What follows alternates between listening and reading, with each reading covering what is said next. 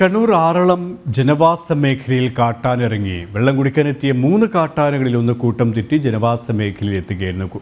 കാട്ടാനയെ തുരത്താനുള്ള ശ്രമത്തിലാണ് വനപാലകർ. വിവരങ്ങളുമായി ശ്രീജിത്ത് ചേരുകയാണ്. ശ്രീജിത്ത്, കഴിഞ്ഞ കുറച്ച് മാസങ്ങളായി ഈ ഒരു മേഖലയിൽ ഈ കാട്ടാനക്കൂട്ടം പലതരത്തിൽ ഭീതി സൃഷ്ടിക്കുകയാണ്. എന്താണ് നിലവിലെ സാഹചര്യം? ഒപ്പം ഈ കാട്ടാനകളെ തുരത്താനുള്ള വനപാലകരുടെ വനവകുപ്പ് ഉദ്യോഗസ്ഥരുടെ ഉദ്യമം ഏത് തരത്തിലാണ്?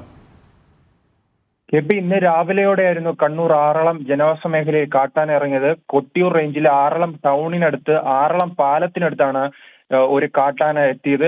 വെള്ളം കുടിക്കാനായി ഈ സ്ഥലങ്ങളിൽ ഈ സമീപത്ത് പുഴയിൽ നിരന്തരമായി കാട്ടാന എത്തുന്നതാണ്. ഇന്നും ഇത്തരത്തിൽ 3 കാട്ടാനകൾ ഈ പ്രദേശത്തെത്തി ആ പുഴയ്ക്ക് സമീപമെത്തി. അതിൽ ഒരു കാട്ടാനയാണ് കൂട്ടം തെറ്റി ജനവാസ മേഖലയിലേക്ക് കടന്നു വന്നത്. നിലവിൽ വനപാലകർ അവിടെ എത്തി കാട്ടാനയെ തുരത്തി സമീപത്തെ ആറളം ഫാമിലേക്ക് കടത്തിവിട്ടിട്ടുണ്ട്. എന്തായാലും ജനവാസ മേഖലയിൽ നിന്നും ഈ സമീപത്തേക്ക് കടത്തിവിട്ടതിൽ ജനങ്ങൾ ആശങ്കയിൽ ഒഴിഞ്ഞിട്ടുണ്ട്. ജനങ്ങളുടെ ആശങ്കയല്ല നിലവിൽ ഒഴിഞ്ഞിട്ടുണ്ട്. പക്ഷേ ഈ ആറളം മേഖലയിൽ നിന്നും ഈ കാട് കയറ്റാനുള്ള ശ്രമത്തിലാണ് വനപാലകർ. KP മുൻപ് സൂചിപ്പിച്ചതുപോലെ തന്നെ നിലവിൽ ആ ആറളം മേഖലയിൽ 60-ലധികം കാട്ടാനകൾ ഉണ്ടായിരുന്നു. പക്ഷേ ഒരു ദൗത്യമായി തന്നെ ഈ വനം വകുപ്പ് എടുത്ത് നിലവിൽ 50-ലധികം കാട്ടാനകളെ 3 മാസത്തിനിടെ കാട്ടിലേക്ക് തുരത്തിയിട്ടുണ്ട്. ഈ മേഖലയിൽ കാട്ടാന ശല്യം മൂലം ഈ പ്രദേശത്തെ കാർഷിക വിളകൾ നശിപ്പിക്കുന്ന രീതിയിലേക്ക് ആനകൾ മാറിയിട്ടുണ്ട്. അതിനാൽ തന്നെ വലിയ നാശനഷ്ടമാണ് ഈ കർഷകർക്കുണ്ടാവുന്നത്. ഈ പ്രദേശത്തെ കർഷകരും വലിയ ആശങ്കയിലാണ്. അതിനിടയിലാണ്